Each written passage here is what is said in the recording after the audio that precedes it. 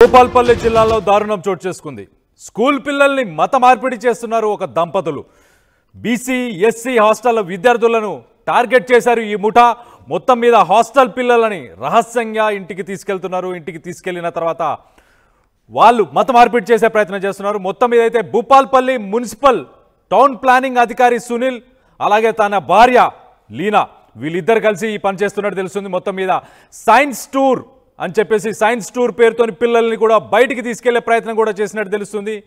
ఇంటికి తీసుకెళ్లిన తర్వాత మత బోధనలు చేస్తున్నారు ఈ ఇద్దరు దంపతులు. నెల రోజులుగా సాగుతుంది ఈ తతంగం.